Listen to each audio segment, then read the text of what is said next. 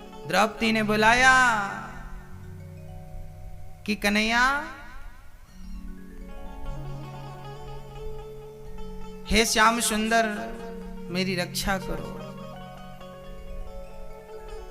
अब जब बुलाया तो भगवान वस्त्र का अवतार लेकर खींचने लगे। दुशासन ने देखा साड़ी का ढेर लग गया, पर साड़ी उतर ही नहीं रही। दुशासन बोला, द्रौपदी, कैसी साड़ी पहन रखी है तूने? ये साड़ी बीच नारी है कि नारी बीच साड़ी है कि साड़ी ही की नारी है कि नारी ही की साड़ी है? द्रौपदी बोली, मूर्ख, ना साड़ी बीच नारी है, ना नारी बीच साड़ी है, ना साड़ी ही की नारी है, ना नारी ही की साड़ी है। ये तो वृंदावन बिहारी है जो चीर बनकर खिंचा जा रहा, खिंचा जा रहा, खिंचा जा रहा।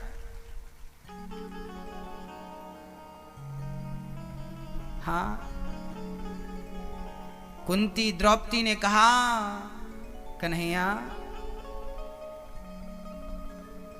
आप आए, शायद आज के बाद मैं जिंदा हूं तो केवल आपके कारण। प्राण निकल जाते कन्हैया, मेरी लाज जाती, उसके पहले मेरी आत्मा निकल जाती, देह खाली हो जाता। कन्हैया को प्रणाम द्रौपदी ने किया और किसी को कन्हैया का दर्शन नहीं हुआ। थक गया दुशासन, पर साड़ी उतर ना सकी। कहते हैं लाज बचाने वाला कन्हैया हो तो दुशासन की ताकत क्या है कि किसी की लाज लूट सके। इसलिए जमाने पे भरोसा मत करिए। ये जमाने के लोग थे द्रौपदी के सामने, पर रक्षा नहीं की। किसी ने कहा कि तब द्रौपदी की लाज बचाने भगवान आते थे। आज भी बहुत द्रौपदियों की लाज लुट जाती है, भगवान क्यों नहीं आते? हमने कहा तब बुलाने वाली द्रौपदी थी, आज भी कोई बुलाने वाली द्रौपदी हो और द्रौपदी के प्रेम और भाव से बुलाए तो भगवान आज भी आने को तैयार है। बुलाने वाली द्रौपदी हो बस। भगवान आज भी हर खंबे पे है, पर निकालने वाला कोई प्रहलाद हो बस। भगवान के आने में देर नहीं है, प्रहलाद बन जाने में देर है, द्रौपदी बन जाने में देर है, मीरा बन जाने में देर है, उसके आने में तनिक भी देर नहीं है। भक्तों, भगवान ने द्रौपदी की लाज बचाई। अश्वत्थामा अर्थात भगवान कुंती बुआ से कह रहे हैं, माँ इतना दुख क्या करोगी, जब से होश संभाला है दुख ही दुख मिला है। कन्हैया से कुंती बुआ कहती है, कन्हैया हमें दुख दे दो, हमें सुख की चाह नहीं है। जब जब दुख आया आप आए हैं लाज बचाने, रक्षा करने। कुंती बुआ दुख की कामना करती हैं। भगवान ने कहा, माँ मेरे पास दुख तो नहीं है, पर आप कह रहे हैं तो मैं आपको दुख दे सकता हूं। कैसा? बोले दुख नहीं, मैं अपने आप को दे रहा हूं। कुंती बुआ ने कहा, यदि आप दुख नहीं दे सकते तो आज मुझे वचन दीजिए कि प्रभु मैं कभी भी किसी भी हाल में मैं आपको भूलूं नहीं, मैं कभी आपको भूलूं नहीं। एक बार फिर कहिए, हे प्रभु मैं आपको कभी भूलूं नहीं, हे प्रभु मैं आपको कभी भूलूं नहीं। हर हाल में उस कृष्ण का सहारा लेकर चलिए, वो सहारा सबका बनते हैं, कभी भूलिएगा मत। और कुंती माँ है ना, और भला माँ को भगवान कैसे भूल जाते हैं? आप भी अपनी माँ को मत भूलिएगा। और श्रीधाम वृंदावन में जो वृद्ध माताओं के बारे में कल हमने आपसे कहा था कि श्रीधाम वृंदावन में वृद्ध माताओं के लिए वृद्धाश्रम बन रहा है, जहां पर वृद्ध माताओं के रहने की संपूर्ण व्यवस्थाएं हैं, उस कार्य को भी मत भूलिएगा। भक्तों, पैसा सब लोग कमाते हैं, पैसा सब कमाते हैं, धन सब कमाते हैं, दुआ कमाना भी सीखिए। कहते हैं दवाई का कार्य जहां से पूरा होता है वहां से दुआ का कार्य प्रारंभ होता है। कभी कभी ना डॉक्टर, एक मरीज हमसे मिले, उन्होंने कहा कि डॉक्टर ने हमें कह दिया था कि तुम हफ्ते भर के मेहमान हो। अभी होशंगाबाद में जब कथा थी तो एक सज्जन हमसे मिलने आए थे, उनका कथा के माध्यम से हमने परिचय भी कराया था कि डॉक्टर ने कहा था कि आप हफ्ते 15 दिन के मेहमान हो, घर ले जाओ। बच्चों को कहा कि इनको ले जाओ, इनका काम पूरा हो रहा है, मर जाएंगे ये 15 दिन के भीतर। साहब उन्होंने हमसे कहा कि महाराज जी आज हमारे 4-5 साल हो गए, 15 दिन का कहा था डॉक्टरों ने। भगवान की कृपा ऐसी अभी तक चल फिर रहे हैं, आनंद से हैं। हमने कहा कि जीवन में कोई पुण्य किया होगा, उस पुण्य ने ही आपकी उम्र बढ़ा दी, और ठाकुर जी का नाम लिया आपने, मरने नहीं देंगे वो। हमारा धर्म हमारी उम्र बढ़ाता है। जब आप दान करते हैं ना, तो दान क्या करता है? उम्र बढ़ा देता है। आप किसान लोग खेत में 1 कुंटल बीज डालते हैं तो 4 महीने में कितना काटते हैं? 20 कुंटल, 25 कुंटल। तो मिट्टी बढ़ा के देती है कि नहीं आपको? खेत खलिहान बढ़ा के देते हैं कि नहीं आपको? यदि खेत आपको, मिट्टी आपको 10 गुना करके लौटाती है, तो मेरा कन्हैया तो 2 मुट्ठी चावल लेता है और 2 लोगों का सम्मान संपत्ति देकर सुदामा को धनवान बना देता है, 2 लोगों का स्वामी बना देता है 2 मुट्ठी चावल के बदले। ईश्वर का लेना कम है, देना ज्यादा है। इसलिए दान करने का जब भी अवसर मिले तो जरूर दान। और मैं अपने लिए नहीं चाहता, श्रीधाम वृंदावन में आपका धन पहुंचेगा, उन वृद्ध माओं की दुआ आप तक पहुंचेगी। धन बहुत कमा लिया, कुछ दुआएं कमाना सीखिए। और वृद्ध माओं को वृंदावन में किसी एक माँ को आप गोद ले लेंगे, एक माँ का सहारा बन जाएंगे, उसकी दुआ आपको मिलेगी। एक माँ की आंखों के आंसू पहुंचेंगे तो बड़ा आनंद होगा। भक्तों, एक सच्ची घटना मैं आपको सुनाता हूं।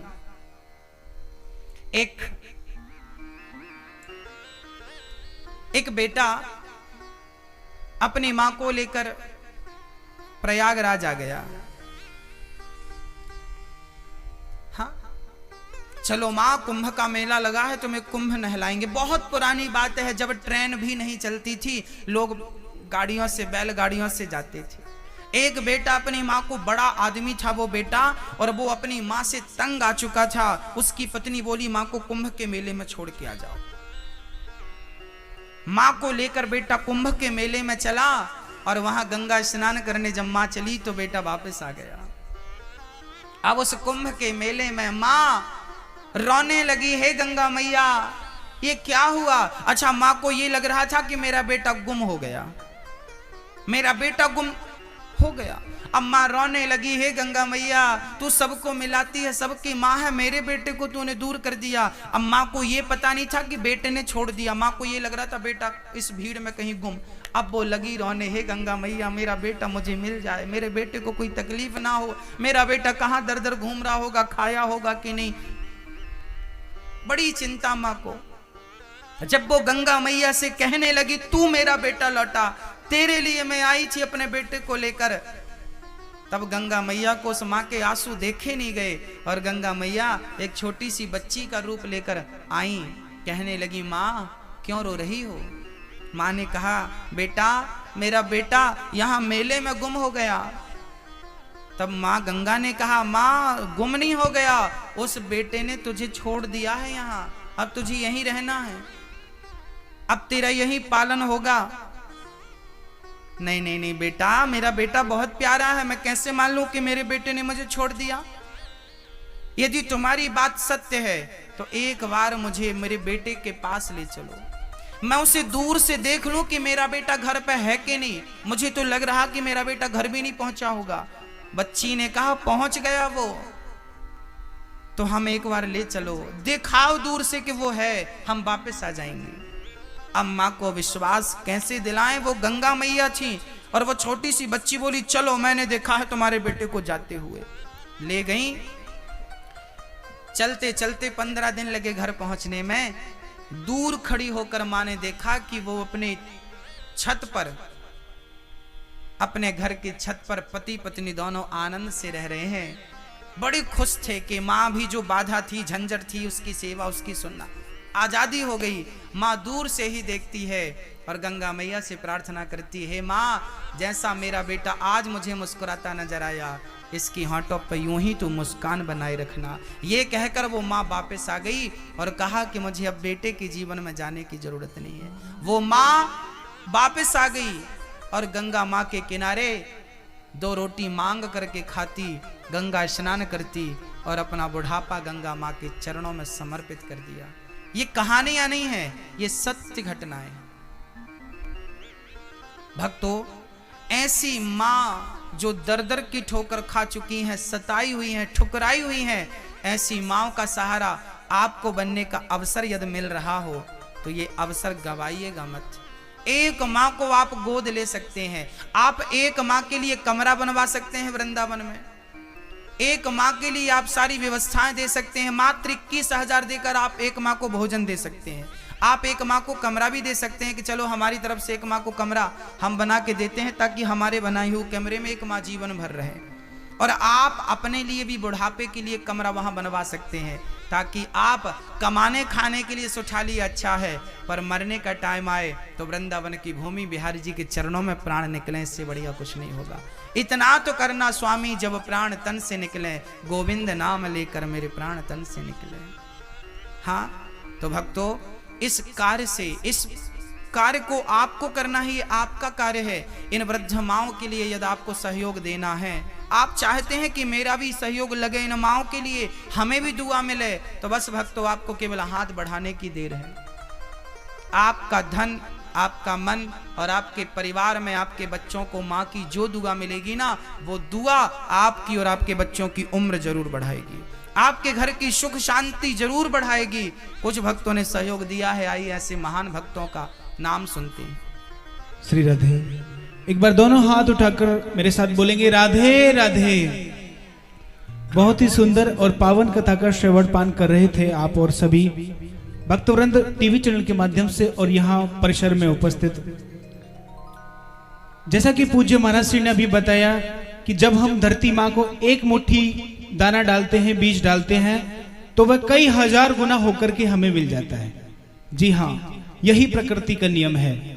हम जो भी प्रकृति को देते हैं वो हमें हमारे जीवन में अवश्य वापस मिलता है। ऐसे ही आप अच्छे कर्म करेंगे, सत्कर्म करेंगे, ईश्वर की सेवा करेंगे, किसी का सहारा बनेंगे, तो आपके जीवन में भी वो सत्कर्म आएंगे और आपको जब किसी सहारे की आवश्यकता होगी तब कोई ना कोई आपका सहारा बनकर जरूर आएगा। ईश्वर की सेवा में यूं तो हम सभी धन कमाते हैं, सब कुछ है हमारे पास में, मगर ईश्वर की सेवा में सबका धन नहीं लगता है। ईश्वर की सेवा में उन्हीं का धन लगता है जिन्हें ईश्वर चुनता है। हो सकता है ईश्वर ने अपनी सेवा के लिए आपको चुना हो, और जो टीवी चैनल के माध्यम से देख रहे हैं उनमें से किन्हीं भक्तों को चुना हो। अगर आपके मन में भी ये भाव आ रहा है कि हमें किसी एक वृद्ध माँ का सहारा बनना चाहिए, किसी एक माँ को गोद लेना चाहिए, तो समझ लीजिए ईश्वर ने आपको चुन लिया है। ऐसे ही किन्हीं भक्तों को ईश्वर ने चुना है अपनी सेवा के लिए, उस श्रीधाम वृंदावन में बनने जा रहे प्रेमाश्रम के लिए, जहां हमारी वृद्धमाएं रहेंगी, उनके लिए चुना है। आइए उनके नाम जानते हैं। एक बार जोरदार तालियां सभी दानी दाताओं के अभिनंदन के लिए।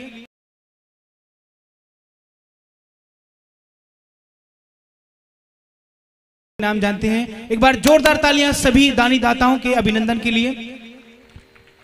1100 रुपए स्वर्गीय कैलाश नारायण पारासर, आप सुठालिया से हैं। आपने ये धनराशि वृद्ध माताओं की सेवा के लिए समर्पित की है, आपके लिए बहुत बहुत धन्यवाद। इसी के साथ 1100 रुपए बालकृष्ण शर्मा, अपर लक्ष्मी नगर सरवाल जम्मू सिटी से आप ये धनराशि भेज रही हैं। 1100 रुपए माने दत्तात्रेय खल्लू भोश्री पुणे महाराज से आप ये धनराशि समर्पित कर रहे हैं। 1100 रुपए अहमदाबाद से गुप्तदान के रूप में प्राप्त हुआ है। विशेष सहयोग दर्शन सिंगनी, आप मढ़ा से ये धनराशि भेज रहे हैं। 1100 रुपए बजरंगी यादव, आप इंदू शिफ्ट डेरा बस्ती मोहाली पंजाब से ये धनराशि समर्पित कर रहे हैं। इसी के साथ ही 1000 रुपए शकुंतला दादा, आप खरद पूना महाराज से हैं। आपने ये धनराशि वृद्ध माताओं की सेवा के लिए समर्पित की है। कांता जी द्वारा अपने पुत्र विशाल एवं पल्लवी शाही जी के जन्म दिवस पर जालंधर पंजाब से 5100 रुपए की धनराशि समर्पित की है, आपके लिए बहुत बहुत धन्यवाद। इसी के साथ 5100 रुपए कृष्ण कुमार नांगल, आप डैम रूपनगर पंजाब से ये धनराशि समर्पित कर रहे हैं वृद्ध माओं की सेवा के लिए। 11,000 रुपए देकर एक वृद्ध माँ को एक समय का भोजन दे रहे हैं श्रीमान रमेश शर्मा, आप गोवर्धन वाले हैं, अहमदाबाद में रहते हैं। एक बार जोरदार तालियां इनके लिए और इस पावन मंच से बहुत बहुत शुभाशीर्वाद। 21,000 रुपए देकर एक वृद्ध माँ का जीवन भर के लिए सहारा ही नहीं बन रहे हैं, बल्कि आप उनकी धर्मपुत्री बन रही हैं। रीना गोयल जी, आप बड़ी हैबोलवाल लुधियाना पंजाब से हैं। एक बार जोरदार तालियां ऐसी बहन के लिए जो आज के समय में उन वृद्ध माओं का सहारा बन रही हैं, धर्मपुत्री बन रही हैं, जिन्हें आज सहारे की आवश्यकता है। ईश्वर आपके जीवन में सभी कामनाएं पूर्ति करे और आपको खुश रखे। इसी के साथ उमा रानी गुप्ता, आप धामपुर बिजनौर उत्तर प्रदेश से हैं। आपने भी एक वृद्ध माँ को गोद लिया है, इनके लिए भी एक बार जोरदार तालियां। साथ ही परमानंद जी घोष, दीपा घोष, आप पटना वेस्ट पटेल नगर गंगापथ से आपने भी 21,000 रुपए की धनराशि समर्पित की है। एक वृद्ध मां को गोद लिया है और जीवन भर के लिए आप सेवा संस्थान के सदस्य बन गए हैं। आपके लिए भी बहुत बहुत धन्यवाद। 21,000 रुपए देकर लीनू गुप्ता जी, आप लुधियाना पंजाब से एक वृद्ध मां को गोद ले रहे हैं। आपके लिए भी बहुत बहुत शुभकामनाएं। 1,000 रुपए मनोहर प्रजापति बलनिया चंद्र झारखंड से हैं। आपने ये धनराशि समर्पित की है। 17,000 रुपए श्रीमान प्रहलाद जी साहू, आप छत्तीसगढ़ से ये धनराशि वृद्ध माओं की सेवा में समर्पित कर रहे हैं, अपना धन का सदुपयोग कर रहे हैं। आपके लिए भी बहुत बहुत धन्यवाद। 1100 रुपए श्रीमान देवराज जी, आप व्यर्थ काजी पाकर पंजाब से हैं। 1100 रुपए रविपाल जी, माता ललिता पाल बांझेरी से आप उत्तर प्रदेश से ये धनराशि समर्पित कर रहे हैं। 1,000 रुपए शांतिबाई सोनी, आप दुर्ग छत्तीसगढ़ से ये धनराशि समर्पित कर रहे हैं। 5,000 रुपए श्रीमान कांता जी, आप जलंधर पंजाब से ये धनराशि विधवाओं के लिए समर्पित कर रहे हैं। 1,000 रुपए महीना आप एक विधवा को गोद लेने के लिए समर्पित करते रहेंगे। RK सैनी, आप पंजाब अमृतसर से हैं। आपके लिए भी बहुत बहुत धन्यवाद। 21,000 रुपए देकर एक विधवा का सहारा बन रहे हैं। साथ ही आप धर्मपुत्री बन रही हैं कमला देवी जी अग्रवाल, आप खरसिया छत्तीसगढ़ से हैं। आपने अपने धन का सदुपयोग ही नहीं किया है, बल्कि एक ऐसा पुण्य का वृक्ष लगा लिया है जो जीवन भर आपको पुण्य देता रहेगा। इसी के साथ DK जी साहू, आप श्यामलता जी साहू, अपने बेटे के जन्म दिवस पर एक वृद्ध मां को गोद लेने का संकल्प बना रहे हैं। एक बार जोरदार तालियां इनके लिए, जो छोटी छोटी खुशियां भी हमारे वृद्ध माताओं के साथ में बिता रहे हैं और अपने बेटे के जन्म दिवस पर 1,000 रुपए प्रति माह आप प्रति वर्ष भेजते रहेंगे। आपके लिए बहुत बहुत धन्यवाद। प्रति महीने। इसी के साथ 1100 रुपए जानकी देवी जी किशोर भाई लालवाणी दाहोद गुजरात से समर्पित कर रहे हैं। 1,000 रुपए प्रति महीना एक वृद्ध मां को गोद लेने के लिए स्वर्गीय दोवराम सोनी जी स्मृति मैं श्रीमती शांतिबाई जी सोनी, आप छत्तीसगढ़ से प्रति महीना ये धनराशि समर्पित करते रहेंगे। आपके लिए भी बहुत बहुत धन्यवाद। 1100 रुपए किरण जी चौहान खंडवा से। 1,000 रुपए श्यामलता जी साहू DK, आप शहडोल से ये धनराशि वृद्ध माताओं की सेवा के लिए समर्पित करते रहेंगे। आपके लिए भी बहुत बहुत धन्यवाद। 1,000 रुपए प्रति महीना मदन मोहन जी आनंद एवं श्रीमती मधु जी आनंद, आप ये धनराशि प्रति माह वृद्ध माताओं की सेवा के लिए ही समर्पित नहीं करेंगे, बल्कि एक वृद्ध मां को आप गोद लेंगे। आपके लिए भी बहुत बहुत धन्यवाद। 21,000 रुपए श्रीमती राजरानी धर्मपत्नी स्वर्गीय सोभराज जी कपूरथला पंजाब से आपने ये धनराशि समर्पित की है और आप भी एक वृद्ध मां का सहारा बने हैं। आपके लिए भी बहुत बहुत धन्यवाद। एक बार जोरदार तालियां इन भक्त के लिए। साथ ही 1100 रुपए मौकम सिंह जी, आप दावतपुरा से हैं और इसी के साथ आप 500 रुपए प्रति महीना एक वृद्ध मां को गोद लेने के लिए जीवन भर सदस्यता प्राप्त करने के लिए समर्पित करते रहेंगे। आपके लिए भी बहुत बहुत धन्यवाद। इसी के श्रृंखला में 1,000 रुपए राम सुखीबाई जी, आप राजगढ़ सुठालिया से हैं। आपने भी 1,000 रुपए समर्पित किए हैं और आप 1,000 रुपए प्रति महीना वृद्ध माताओं की सेवा के लिए समर्पित करते रहेंगे। आपके लिए भी बहुत बहुत धन्यवाद। इसी के साथ 1,011 है श्रीमान पप्पू लोधी सुठालिया से, आपने ये धनराशि समर्पित की है।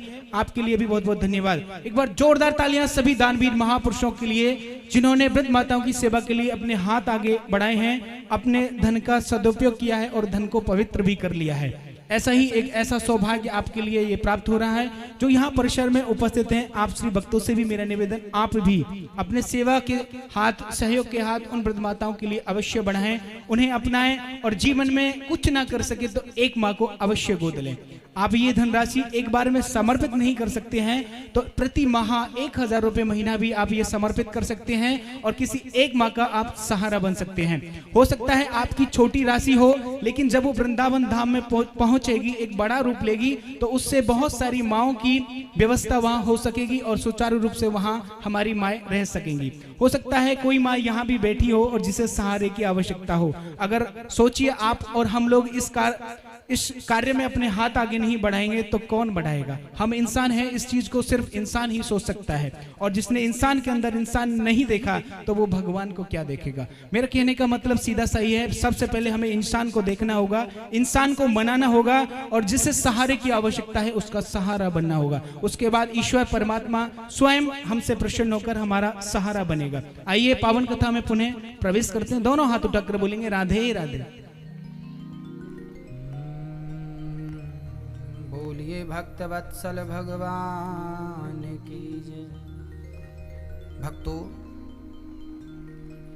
भगवान श्री कृष्ण कुंती बुआ को अपने आप को समर्पित करते हैं। एक दिन भगवान से निवेदन कुंती ने किया कि बेटा प्रभु कुछ दिन और रुक जाइए, हमें अच्छा लगेगा। भगवान बोले ठीक है, हम रुक जाते हैं। भक्तों, ये कथा टीवी पर 2 बजे से, अब जो टीवी पर कथा को सुन रहे हैं, ये कथा 2 बजे से लेकर 5 बजे तक कथा टीवी पे आएगी। कल भी आएगी, परसों भी आएगी, रोज आएगी। यूट्यूब पर भी कथा चल रही है। यूट्यूब पर आप अनिरुद्धाचार्य जी डालिए, ये कथा आपको यूट्यूब पर भी मिलेगी। फेसबुक व्हाट्सएप पर भी सबको सेंड कीजिए ताकि सब कोई इस कथा का लाभ घर बैठे ले सके। एक दिन भीष्म पितामह बाणों की सैया पर जब लेटे थे, अर्जुन के बाण से भीष्म पितामह का शरीर विदीर्ण हो चुका था।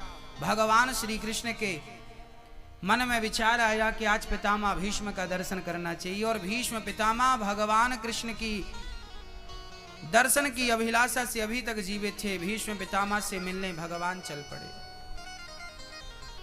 महाभारत में एक बहुत बढ़िया प्रसंग है कि भीष्म पितामह को इच्छा मृत्यु का वरदान था, पर वो अभी तक मरे नहीं थे। शरीर पर एक भी बूंद अब रक्त रहा नहीं। बाणों की सैया पर लेटने से सारा शरीर रक्त से शून्य हो चुका, पर प्राण निकले नहीं। क्यों नहीं निकले? क्योंकि पितामह भीष्म की आखिरी इच्छा थी कि मैं कृष्ण को देखता देखता ही प्राण त्यागूं। भगवान पांडवों के साथ पितामह के पास अंत में चले गए, और पितामह भीष्म ने हाथ जोड़कर स्तुति भाव से कहा, इति मति रूप कल्पिता वितृष्णा भगवत सात्वत पुंगवे विभूमि। हे प्रभु,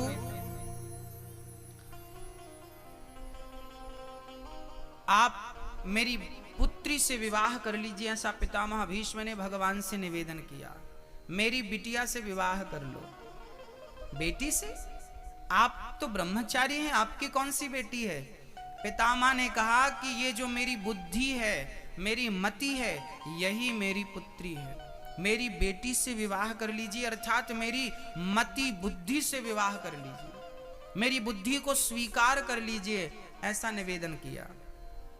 भक्तों, आपकी ये जो बुद्धि है ना, अपनी बुद्धि भगवान के चरणों में समर्पित कर देना चाहिए। भगवान ही इसके पति हैं, उन्हीं को इसका पति बना दीजिए।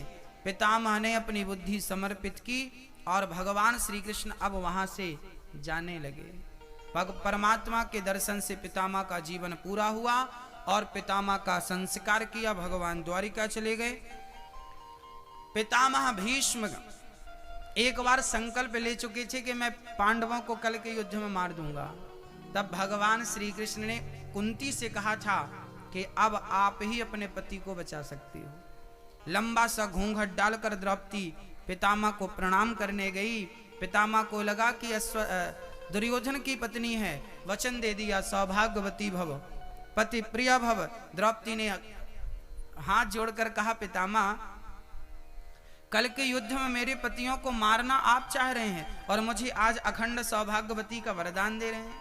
पितामह समझ गए, द्रौपदी यहाँ तू अकेली नहीं आई, यहाँ जरूर तू किसी के कहने से बाहर निकल कर देखा तो श्री कृष्ण खड़े थे। द्रौपदी की चरण पादुका हृदय से लगाकर खड़े थे। पितामह बोले, प्रभु ये क्या है?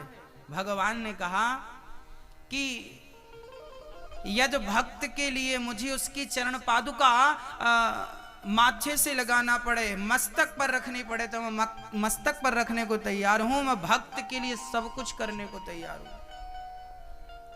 भगवान ने द्रौपदी की रक्षा की। आज भगवान पूरी लीला समाप्त करके अपना धाम स्वीकार करते हैं, परम पद को प्राप्त करते हैं। भगवान की लीला पूरी होने पर पांचों पांडव भगवान के विदुर जी ने धृतराष्ट्र गांधारी को उपदेश दिया था। परीक्षित का जन्म हुआ। इसके बाद भगवान लीला पूरी करके जब गए तो पांचों पांडव भगवान के जाते ही समाप्त हो गए। कुंती प्राण त्यागती हैं, पांचों पांडव स्वर्गारोहण की यात्रा करते हैं। शरीर सहित केवल युधिष्ठिर जी पहुंचते हैं, बाकी सबका शरीर बर्फ में गल जाता है। भक्तों, कलयुग स्टार्ट हो गया। द्वापर युग के जाते ही कौन सा युग आया था? कलयुग आया था। इस कलयुग की उम्र कितनी है? कलयुग की उम्र है 4,32,000 वर्ष, जिसमें कि अभी 5,500 से कुछ ज्यादा वर्ष व्यतीत हो चुके हैं। ये कलयुग की शुरुआत है, बहुत बाकी है कलयुग। राजा परीक्षित ने एक दिन देखा कि उसके नगर में एक गाय और एक बछड़े को एक काला सा व्यक्ति मार रहा था। परीक्षित ने कहा, कौन है आप? गाय को क्यों मार रहे हैं? वो काला सा व्यक्ति चरणों में गिर पड़ा, महाराज मेरा नाम कलयुग है। तो कलयुग तुम यहाँ क्या कर रहे हो? बोले महाराज मेरा अब समय आ गया, मैं यहीं रहूंगा। परीक्षित ने कहा, निकल जाओ मेरे राज्य से। चरणों में गिर पड़ा कलयुग, महाराज मुझे रहने की कोई जगह तो दो। तब कलयुग को रहने के 4 कमरे बनवाए थे परीक्षित ने। आपके सुठालिया में कलयुग रहता कि नहीं? हाँ मैया जी, ओ मैया, ओ मेरी माँ, सुठालिया में कलयुग है कि नहीं? कलयुग के 4 कमरे कौन कौन से हैं वो जरा ध्यान से सुनिए। कलयुग का कमरा नंबर 1, द्यूतम, जहां जुआ। आपके यहां जुआ खेलते ना? अच्छा, सबसे ज्यादा जुआ कौन खेलता है? आप में से कोई है यहां जुआड़ी? नहीं, यहां नहीं है। होगा भी तो बताएगा कौन? सबसे ज्यादा जुआ खेलते हैं बूढ़े लोग, एक्सपायरी डेट वाले। और इन्हीं बूढ़ों ने आज के बच्चों को बिगाड़ा है। हमने अपनी आंखों से देखा कि आजकल बूढ़े लोग बैठ जाते हैं जुआ खेलने और जवान जवान बच्चों को बिठा लेते हैं। उसका बेटा आजा आजा आजा, तू अरे खेल। नहीं नहीं हम नहीं खेलते। अरे तेरे बाप को हम नहीं सिखाया था, तू भी सीख। इन बुढ़ों को डंपर में भर के हरिद्वार भेजना चाहिए। जो जुआ खिलाना सिखाएं, क्या ऐसे बूढ़ों की जरूरत है? क्या बुजुर्गों का ये कर्तव्य है, ये धर्म है? पहले के दादाजी उंगली पकड़कर बच्चे की और मंदिर ले जाते थे, रामायण पढ़ना सिखाते थे। आजकल के बच्चों को लेकर दादाजी जुआ खेलते हैं, नाती गोद में बैठा वो जुआ खेल रहे। क्या संस्कार जाएगा बच्चे पर? क्या संस्कार, क्या बनाना चाहते हैं आप? बच्चे नहीं बिगड़े, आजकल बूढ़े बिगड़ गए हैं। बिगड़ने की राजा जैसा होगा प्रजा वैसी होगी। यदि घर का मुखिया बिगड़ा है तो बच्चे बिगड़ेंगे ही बिगड़ेंगे। गांव का, जो आपके गांव का वरिष्ठ व्यक्ति होगा, वो व्यक्ति यदि जुआ खेलता देखा गया तो लोग क्या कहेंगे? यार वो खेलता है तो हम खेलते हैं, तो क्या आश्चर्य है, वो भी तो खेलता है। दुहाई दी जाती है ना कि वो खेलते हैं तो हम भी खेलते हैं। यदि तुम ना खेलते तो तुम्हारे बच्चे दुहाई क्या देते? तो बिगड़ने के रास्ते तो आपने तैयार किए हैं बच्चों के। कीर्तन भजन सत्संग छोड़ दिया। एक सज्जन से हमने बोला, क्या कर रहे हैं आप? बोले टाइम पास कर रहे हैं। हमने कहा लो, ये टाइम पास करने की उम्र है, बाल पक गए। बोले महाराज जी टाइम पास कर रहे हैं, जुआ नहीं खेल रहे। हमने कहा टाइम को अब आप क्या पास करोगे? अब तो टाइम खुद आपको ही पास करेगा कुछ दिनों में। आप टाइम पास कर रहे हो तो ये टाइम पास का फॉर्मूला त्याग दीजिए।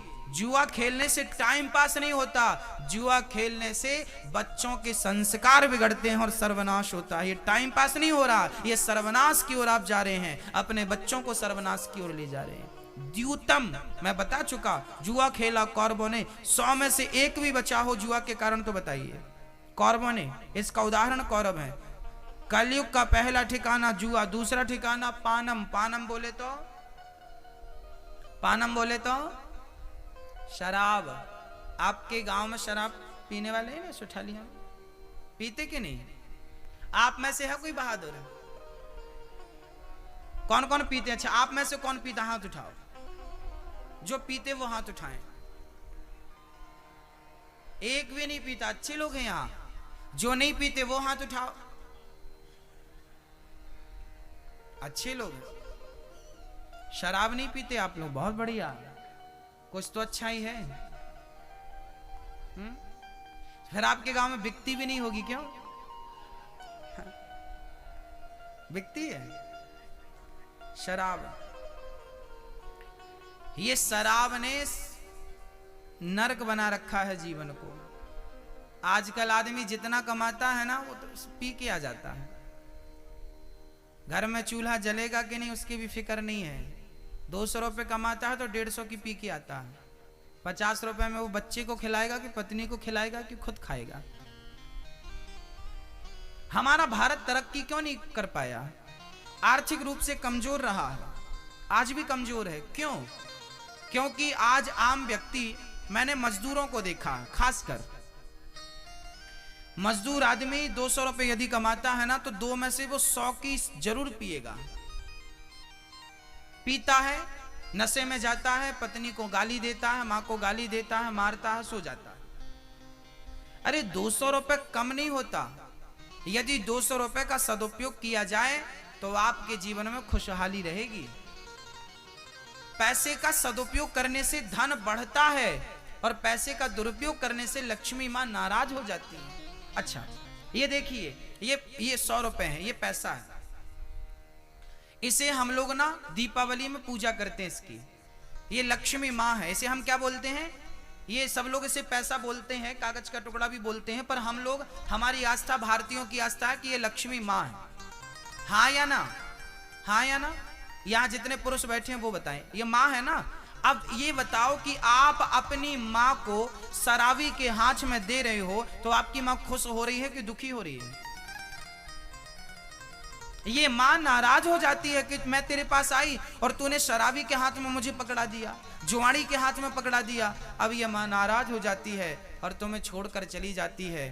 फिर कभी नहीं आती कि तुम्हारे पास आई तो थी, तुमने दुरुपयोग किया। वही लोग फिर एक एक रोटी को तरसते हैं, जीवन में वही कष्ट पाते हैं। और जिनके घर लक्ष्मी आती है और वो अपनी मां का सम्मान करते हैं, धन का सदुपयोग, धन को धर्म से जोड़ते हैं, कथा भागवत से जोड़ते हैं, दान पुण्य से जोड़ते हैं, लक्ष्मी मां खुश हो जाती हैं कि तूने मेरा सदुपयोग किया है। अब तेरे घर बनी रहूंगी, तेरे घर आनंद करूंगी, तेरे घर ही रहूंगी। अब तेरा घर अच्छा, तेरा भाव अच्छा। जो धन का सदुपयोग करता है लक्ष्मी मां ठहर जाती हैं, और जो गलत करता है लक्ष्मी मां नाराज हो चल जाए, फिर वो कटोरा लेके घूमता रहता। तो आप लोग कृपया अपने धन का सदुपयोग करिए। पैसा कमाइए पर उसका सदुपयोग। कमाने के पहले विचार करिए कि आप जो कमा रहे हैं उसको लगाएंगे कहां, खर्चा क्या करेंगे। पैसा कमाना बड़ी बात नहीं है मेरी मां, पैसे को सही जगह पर लगाना बहुत बड़ी बात है, सही उपयोग करना बड़ी बात। तो शराब आपका सर्वनाश करेगी। भगवान कृष्ण के पुत्र पौत्रादि ने शराब पी। जब शराब पीने से भगवान कृष्ण का वंश नहीं बचा तो आप और हम बचेंगे? शराब